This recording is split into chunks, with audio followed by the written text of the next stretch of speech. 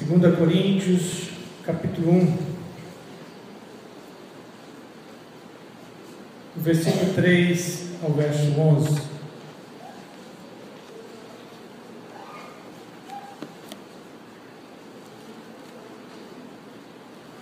Segunda Coríntios, capítulo 1, do versículo 3 ao versículo 11. Diz assim: Bendito seja o Deus e Pai de nosso Senhor Jesus Cristo, Pai das misericórdias e Deus de toda consolação, que nos consola em toda a nossa tribulação, para que também possamos consolar os que estiverem em alguma tribulação, pela consolação com que nós mesmos somos consolados por Deus, porque, como as aflições de Cristo transbordam para conosco, assim também, por meio de Cristo, transborda a nossa consolação. Mas, se somos atribulados, é para a vossa consolação e salvação. Ou, se somos consolados, é para a vossa consolação, e é a qual que se opera, suportando com paciência as mesmas aflições que nós também padecemos. E a nossa esperança acerca de vós é firme, sabendo que, como sois participantes das aflições, assim o sereis também da consolação. Porque não queremos, irmãos, que ignoreis a tribulação que nos sobreveio na Ásia, pois que fomos sobremaneira oprimidos, acima das nossas forças, de modo tal que até da vida desesperamos. Portanto, já em nós mesmos tínhamos a sentença de morte, para que não confiássemos em nós, mas em Deus, que ressuscita os mortos, o qual nos livrou de tão horrível morte, e livrará em quem esperamos, que também ainda nos livrará. Ajuda-nos também vós, com orações por nós, para que, pela mercê e por muitas pessoas, nos foi feita, por muitas também sejam dadas graças a nosso respeito. Senhor, muito obrigado, e que a Tua palavra tenha liberdade em falar aos nossos corações, e que o Senhor Deus transmita conforme o Teu querer, no nome de Jesus. Amém. O tema da mensagem: qual a intensidade do seu amor por Cristo? Em que tamanho está o seu amor por Cristo? A devocional de hoje, do devocionário Quem Está em Dia, fala de algo semelhante. Qual o tamanho do seu amor? É o tema da devocional. E ela pega um outro texto, e ela, nesse texto ali, o devocional, ele está tratando de algo que a maneira como eu amo o meu próximo, a maneira como eu perdoo o meu próximo, a maneira como eu trato o meu próximo, é a intensidade do meu amor por Cristo. Então é algo pessoal. Cada um tem que fazer a sua reflexão de como ele perdoa, de como ele ama, de como ele suporta, de como ele trata as pessoas que estão ao seu lado. É a maneira que essa pessoa ama a Cristo. Então, é a intensidade. E no texto de Corinto, não fica muito longe do que foi lido pela manhã. Então, meditando no devocional de hoje, me veio a expressão: se o meu amor é a mesma intensidade que eu perdoo ao meu próximo, sou eu que sei o quanto eu amo Jesus, mas posso deixar transparecer para outros o quanto eu o amo, evidenciando em minha disciplina de perdoar. Então, cada um pode ver como que a pessoa ama Cristo como ele trata o perdão para com aquele que lhe ofende, para com aquele que lhe oprime. À medida que ele trata a liberação do perdão com agilidade, o seu amor por Cristo é ágil. À medida que ele trata o perdão como algo que vai sendo prolongado, aí entra noite e sai noite, aí fica, assim também o seu amor por Cristo é exercitado. Vai se prolongando, mas nunca tem uma evidência real e clara. O significado de intenso é que se manifesta ou se faz sentir com força, com vigor, com abundância, calor, que ultrapassa as medidas ou o grau habitual, febril, excessivo ou árduo. Então, isso é o significado de ser intenso. É algo que tem um grau, é algo que se menciona pela força, então, pelo vigor e com abundância. Então, a intensidade, ela quer que nós venhamos ser pessoas que tenham um amor que venha a ser abundante. E quando nós somos convocados a ser intensos no amar a Cristo, Cristo também nos convoca para demonstrar esse amor que temos por Ele, pelo nosso semelhante, por aquele que nos ofende, por aquele que nos maltrata, por aqueles que não gostam muito de nós, por aqueles que até querem mudar de rua quando nos vê entrando nela. Cristo quer que nós demonstremos este amor por essas pessoas. O escrito de Paulo enfatiza uma realidade no seu viver, demonstrando que no seu exemplo de vida era que as pessoas eram consoladas, firmadas e salvas. Paulo, quando ele expressa aqui, ele está expressando, demonstrando aquilo que ele vivia, aquilo que ele demonstrava, e da mesma forma que ele demonstrava, ele representava o amor que ele tinha por Cristo nas pessoas. O amor que ele tinha por Cristo em ver as pessoas sendo consoladas, em ver as pessoas sendo salvas, em ver as pessoas sendo pessoas firmadas nos caminhos do Senhor. Então, Paulo tinha uma ênfase de demonstrar consolação, firmeza e salvação, para que todos que estivessem à sua volta pudessem notar isso em sua vida e ser consolado, ser firmado e ser salvo através de Cristo agindo em sua vida. Então é essa intensidade que devemos ter. Sem esta, não podemos dizer que amamos a Jesus. Vai ser um amor como a dos fariseus, só de aparência e menos eficácia. Olhando para o texto que lemos, como podemos descobrir a intensidade de meu amor por Cristo? Como eu posso, em 2 Coríntios, capítulo 1, versos 3 a 11, descobrir qual é a minha intensidade do meu amor por Cristo Jesus? Em primeiro lugar, sabendo minha identidade em Cristo. A nossa identidade em Cristo, ela deve estar em primeiro item da nossa demonstração de amor para com Cristo. Todos nós, depois de uma certa idade, hoje a criança já nasce registrando o seu CPF.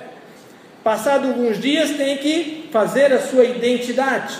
Então ela tem que ter uma identificação, ela tem que ter algo que comprova quem ela é, aonde ela nasceu e quem são os seus pais.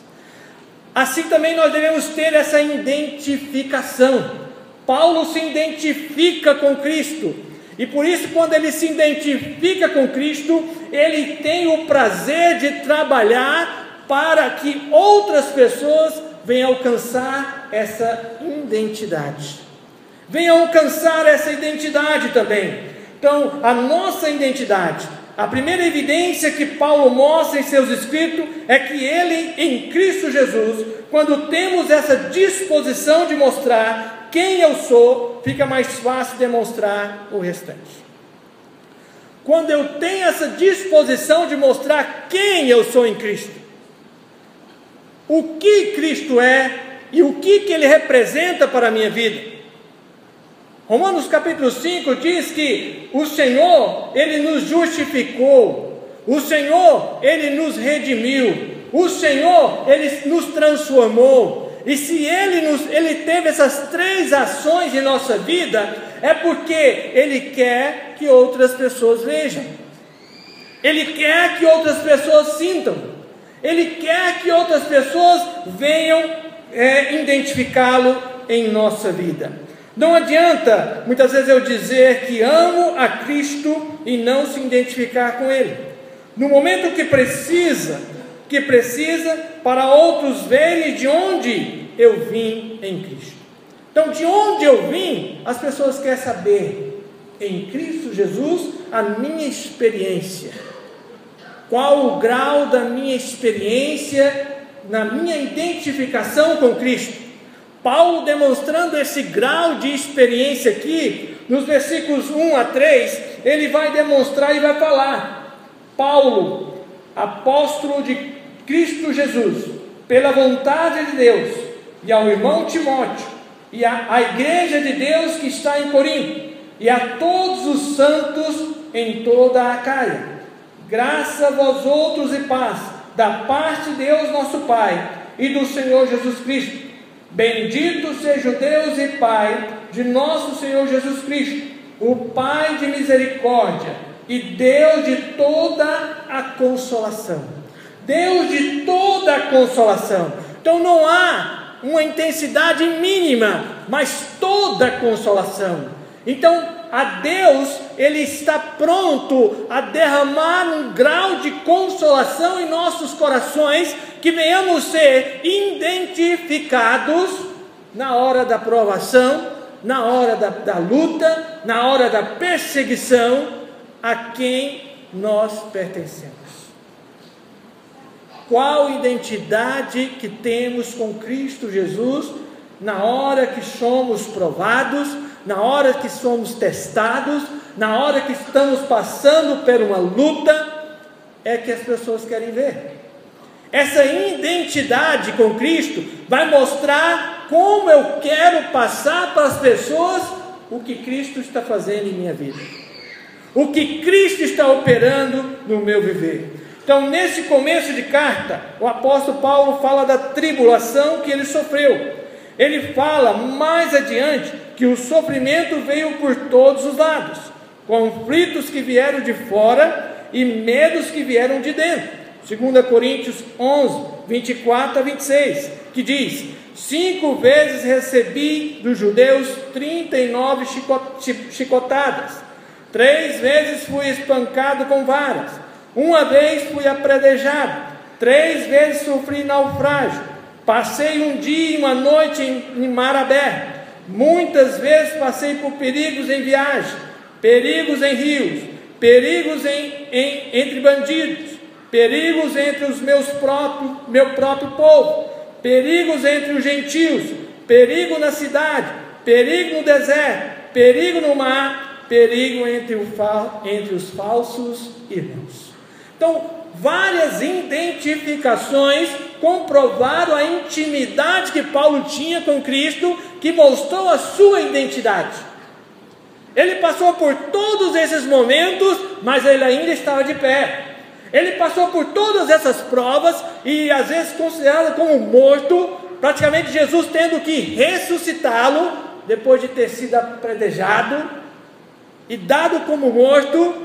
Jesus fez a obra e ele levantou e continuou o seu trabalho, continuou a sua tarefa.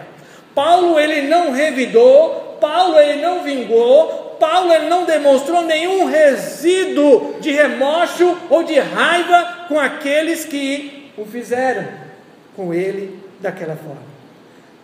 E essa é a nossa identidade. Cristo, quando estava ali sendo crucificado, ele olhou para aquelas pessoas e disse: Pai, perdoa-lhes, porque eles não sabem o que estão fazendo. Jesus, ele libera perdão pela injustiça que lhe fizeram. Ele libera perdão, mesmo sabendo que aquilo ali era e tinha que acontecer. Ele tinha que morrer, para que o homem pudesse novamente ser reconciliado com o Pai. Está novamente em intimidade com o Pai. Então, devemos ter essa identificação. Sim, o apóstolo declara que teve medo, esse sentimento destrutivo da alma humana. Até houve momentos de desespero para desistir da própria vida, tribulações que sofremos na Ásia, assim também de nossa capacidade de suportar, a ponto de perdermos a esperança da nossa vida. 2 Coríntios 1:8.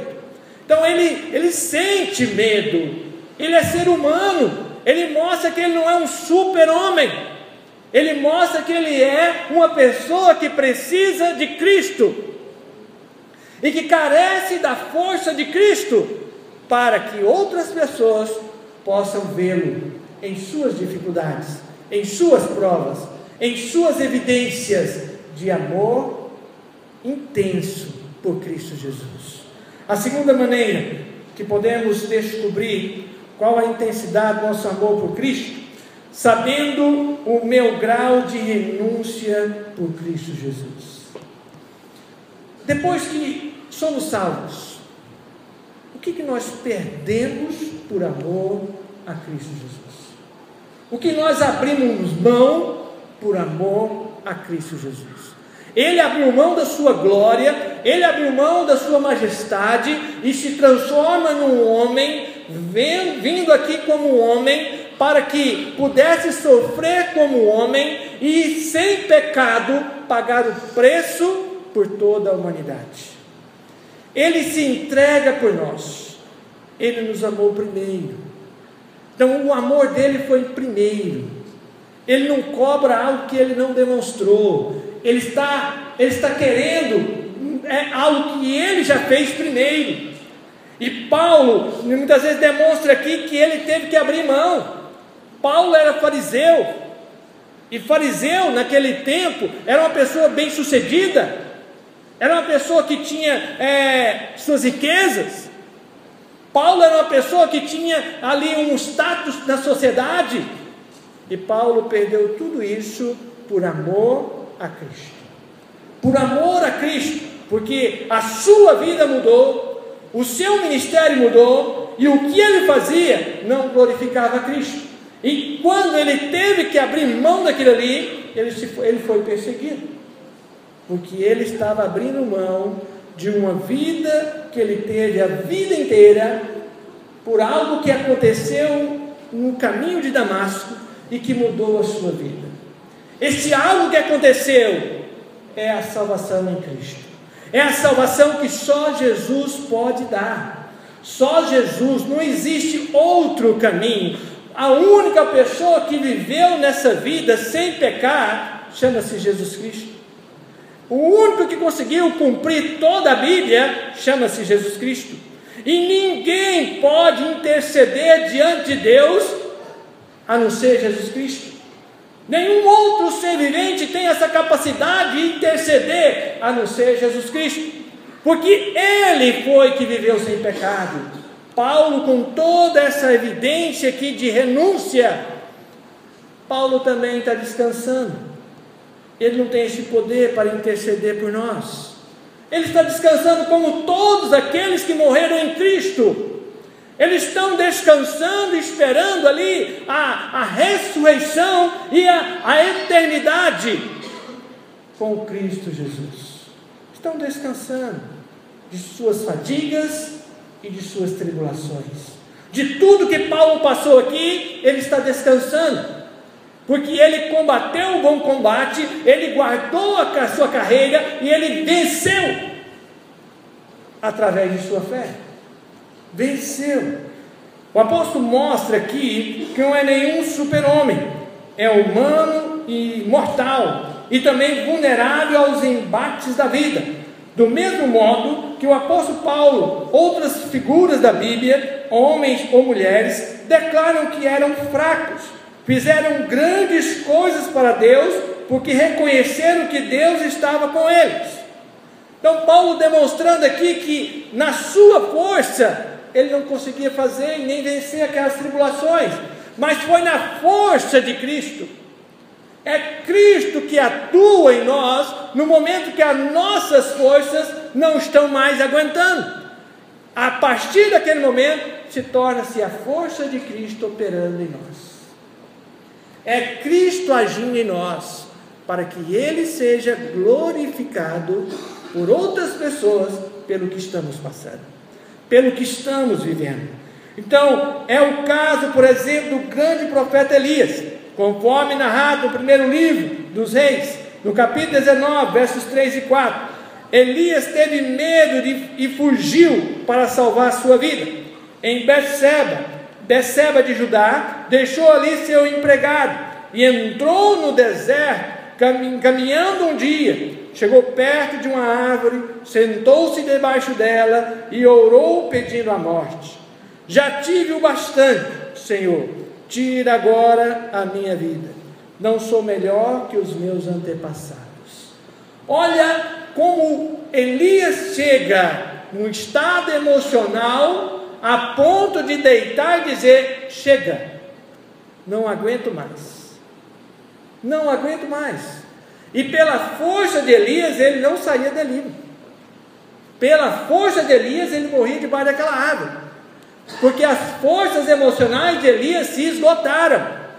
Mas se você for ver os versículos adiante, você vai ver que Deus opera, Deus manda alimento, e o alimento que Deus manda, a água que Deus manda, ele caminha no deserto sem sentir fome e sem sentir sede.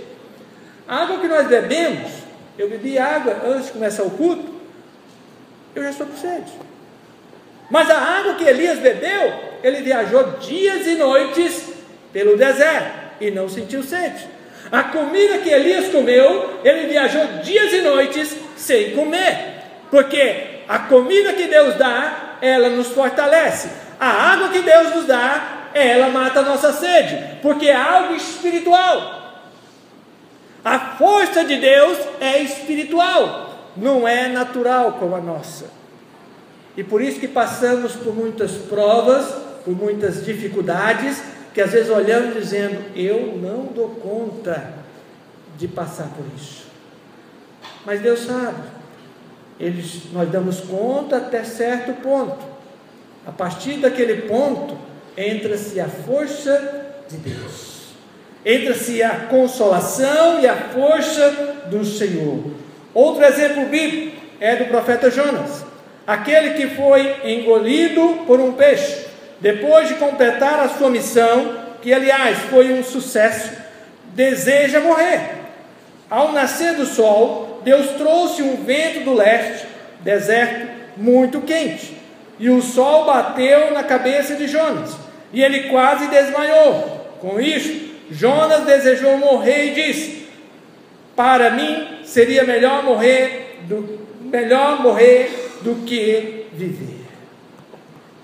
Olha o camarada desobediente, aí ele pensa que consegue fugir de Deus. Deus manda ele pregar em Nínive, ele vai para Tarso, entra num barco e se esconde lá no porão, achando que Deus não via lá, e Deus viu ele lá, e sobreveio uma grande tempestade por causa de Jonas. Não era por causa dos que estavam no barco, mas por causa da desobediência de Jonas. E Jonas estava dormindo.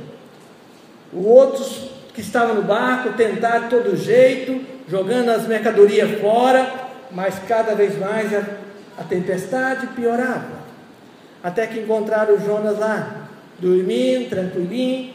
Falei assim: não é nada comigo, eu estou aqui mesmo. Então ele encontrou ele lá e disse: o que você está fazendo? Todos nós estamos desesperados e clamando ao nosso Deus. Levanta e clama ao seu Deus. Depois Elias tira uma sorte, e a sorte cai em Jonas, e ele fala: conta que povo és tu, que Deus você pertence e por que isso está acontecendo. Tudo aconteceu para indicar que era Jonas o errado. E ele falou: olha, eu sou hebreu e estou fugindo do Deus Todo-Poderoso. E ele falou: o que nós vamos fazer agora? Me pega, joga dentro do mar e a tempestade vai acabar. E eles tentaram ainda salvar a vida de Jonas, e tentando chegar na praia, mas cada vez o vento era mais forte, até que eles levantaram Jonas, lançaram ele no mar, a tempestade acabou. Veio um grande peixe e o engoliu. Jonas ficou 3 dias e 3 noites dentro do ventre do peixe. Isso no natural não acontece. O homem não consegue ficar nem meia hora no ventre de um peixe, por natural. Mas com o poder de Deus, ele ficou 3 dias. 3 dias. E o peixe depois, quando ele se arrependeu, fez uma oração lá no ventre do peixe. Deus ouviu ele lá no fundo dos oceanos, orando dentro do ventre do peixe, ele pedindo perdão. Deus mandou o peixe soltar ele na praia, e ele foi vomitado na praia, né? Agora ele falou assim: agora você vai. E ele foi. 3 dias ele percorreu Nínive e pregou a cidade a arrependimento, e o povo se converteu, o povo se rendeu. Ele abriu mão do seu ego, ele abriu mão da sua raiva, ele abriu mão da sua desobediência.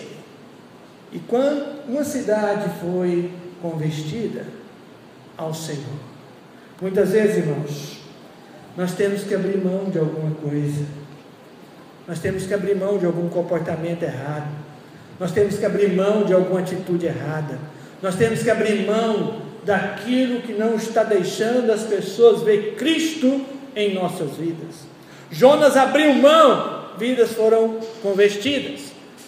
Elias abriu mão e ele caminhou no deserto dias e noites até chegar no Monte Horebe, e ali foi tratado, e Deus falou para ele: volta pelo mesmo caminho, eu não vou te livrar, vou te dar mais 3 missões.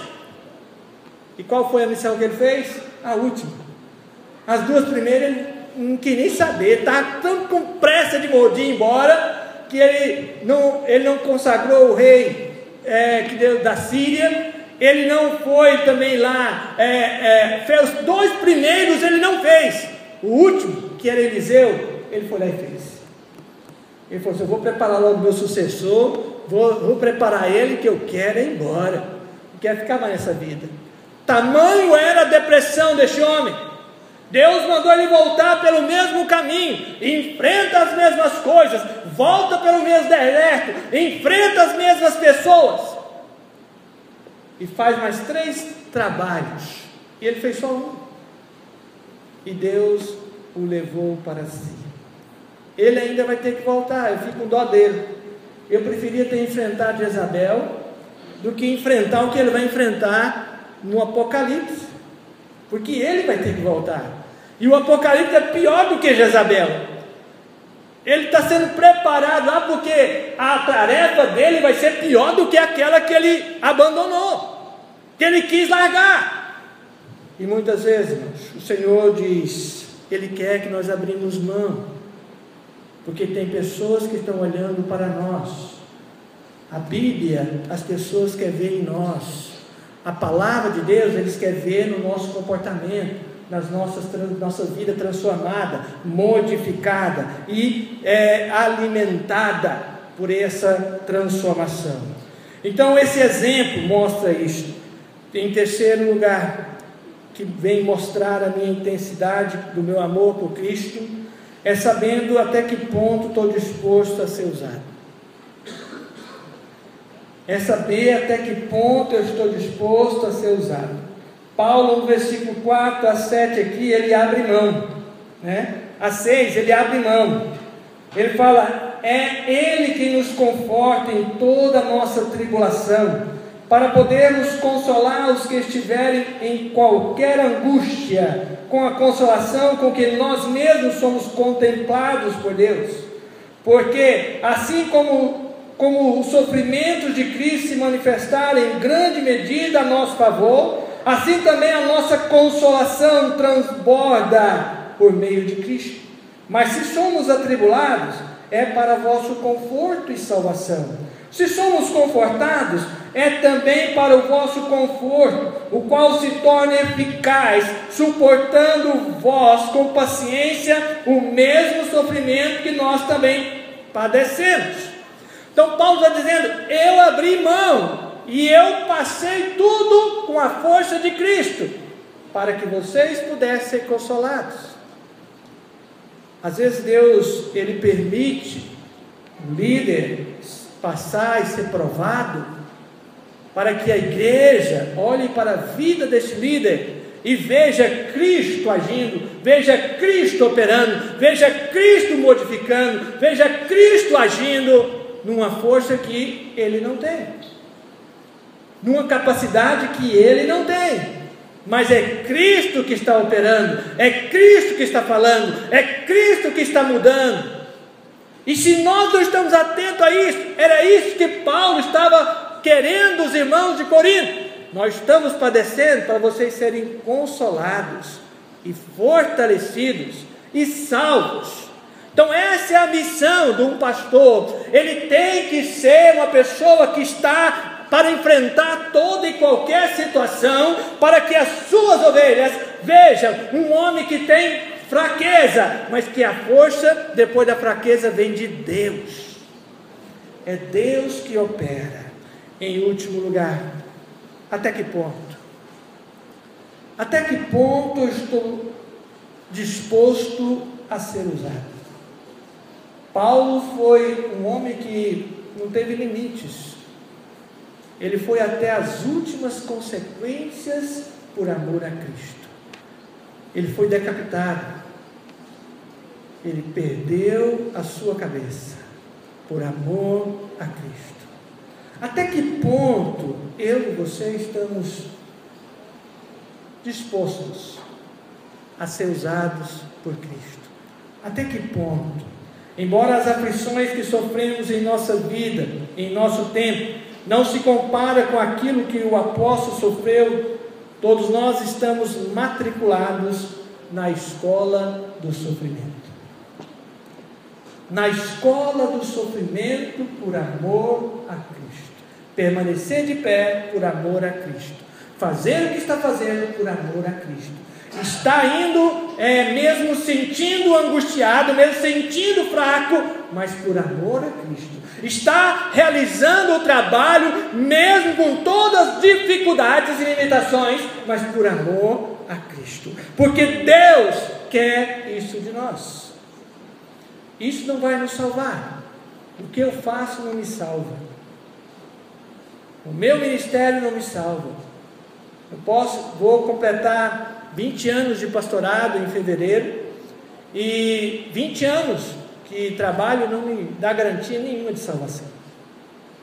Não me dá. Paulo não tinha garantia nenhuma no que ele fazia para ser salvo, mas a garantia que ele tinha é quem ele era em Cristo. Essa é a garantia que nós temos. Quem eu sou em Cristo. Eu fui salvo pela graça de Cristo. E o que eu abri mão por amor a Cristo? Isso chama-se renúncia. O que eu perdi para que Cristo se manifeste na minha vida? O que eu perdi para que Ele aparecesse? E o quanto eu estou disposto? Até onde eu vou por amor a Cristo Jesus? Então alguns de nós seremos alunos relutantes. Outros nem sabem que esta escola existe. Entretanto, o currículo desta escola é uma parte essencial para o nosso crescimento e nossa maturidade. E essa escola do sofrimento, ela não é pregada na mídia, ela não é pregada nessas grandes igrejas, porque essa escola do sofrimento, o povo fica com medo, o povo corre dela, porque só entra nessa escola aqueles que amam a Cristo numa intensidade maior, naqueles que estão dispostos a ir até as circunstâncias mais sofridas para que Cristo apareça em suas vidas. Muitos são chamados, mas poucos são aqueles que evidenciam que estão nessa escola, que querem pagar o preço por Cristo, que estão dispostos a perdoar por Cristo, que estão dispostos a viver uma vida por Cristo, não importa o que lhe aconteça. Mas a pergunta que não quer calar é: por que Deus, como Pai amoroso que é, permite que seus filhos passem pelas dolorosas experiências da vida? Enfermidades, perdas, morte. Quer dizer, seja um aluno nessa escola de sofrimento, porque o aluno nessa escola de sofrimento, ele não fica perguntando por quê, ele sabe que Deus fez, e não é Deus que colocou a morte, não é Deus que colocou a doença, não é Deus que colocou as tragédias, foram nós, os nossos pecados, desde Adão. Desde Adão nós escolhemos isso. As enfermidades veio por causa do pecado da humanidade. Deus tinha um outro plano, mas o homem escolheu pecar. O homem escolheu transgredir. E Cristo teve que morrer para novamente trazer o homem de volta. Alguém teve que morrer para que eu e você pudéssemos ter esse acesso ao Pai. Alguém morreu. Ele morreu por nós. Até que ponto eu quero fazer algo por ele? Concluindo, à medida que tenho para reconhecer e perdoar as pessoas, é comparado com o meu amor por Jesus. Por isso, as 3 perguntas de Jesus para Pedro foi fundamental, demonstrando para ele, Pedro, que ele não estava pronto para amar a Jesus como ele disse depois da ceia, que estava disposto a ir com Cristo até a morte. Mas Jesus falou: não, Pedro, você não está disposto. Hoje 3 pessoas vão te perguntar que você é meu discípulo e você vai me negar. Hoje, não é amanhã não, hoje ainda, hoje. E a nossa consciência é tão limitada que Pedro falou assim: todo mundo aqui pode trair, eu não. Saiu dali, Jesus foi para o monte orar, e eles tiveram ali 3 momentos de oração, os discípulos ficaram dormindo.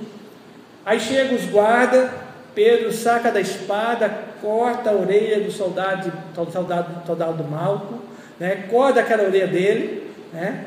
Corta aquela orelha daquele soldado. Jesus pega a orelha e coloca ela de novo. Pedro, não é assim, Pedro. Não é pela violência, mas é pelo amor. É pelo amor. Eu falei o nome, mas eu não estou lembrando se é mal, mas que ele é mal não. Então Deus tem um plano. Não é pela violência que nós ganhamos as pessoas, mas é pelo amor. Quando eu amo a Jesus, eu tenho que amar o meu próximo. Se eu não amo o meu próximo, eu não posso dizer que amo Jesus. Se eu não perdoo o meu próximo, eu não posso dizer que amo Jesus. Amar a Jesus é a mesma intensidade que eu estou pronto a perdoar e amar o meu próximo. A mesma medida. Jesus, ele 3 vezes perguntou para Pedro: tu me amas?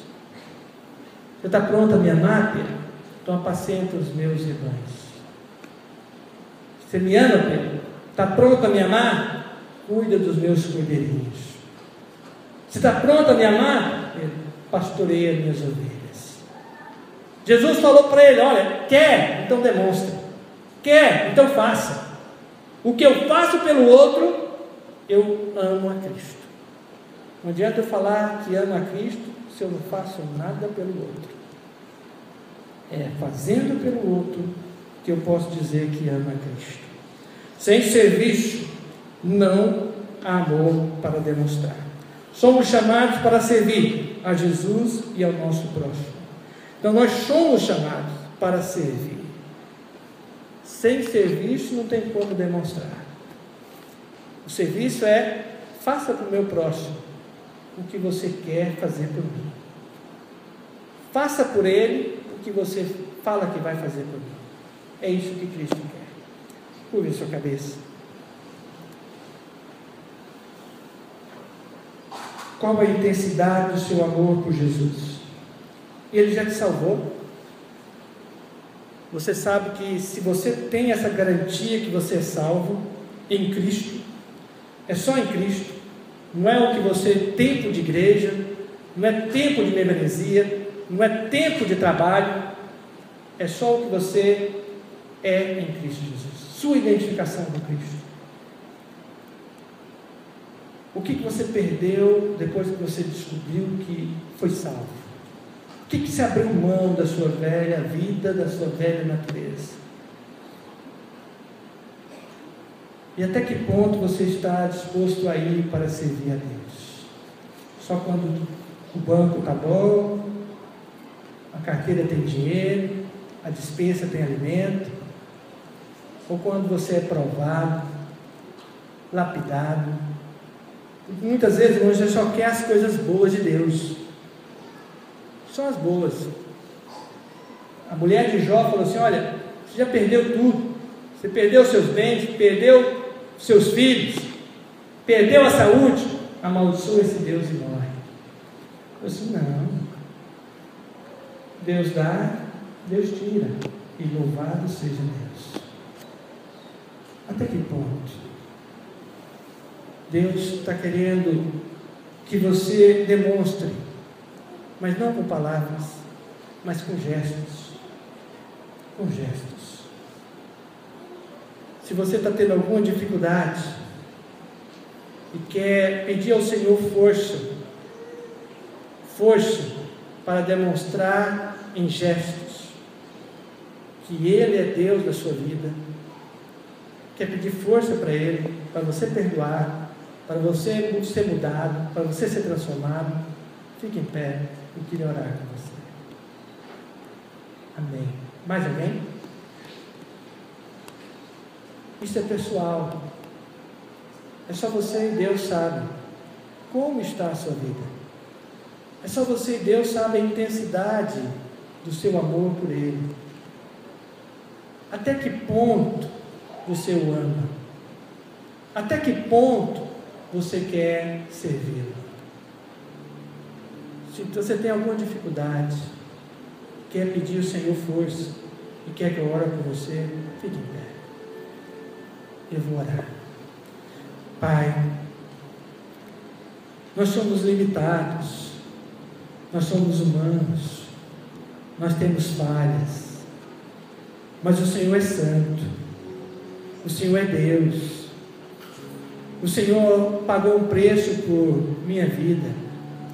Às vezes eu fico olhando para a minha limitação e vejo o quanto eu sou pequeno, o quanto, ó Deus, eu me sinto incapaz de estar, ó Deus, aonde o Senhor me colocou. Mas é o Senhor que escolhe. Se fosse eu que tivesse escolhido, eu não estaria aqui, mas o Senhor que escolheu. Então, ó Deus, eu aceito porque foi o Senhor que escolheu.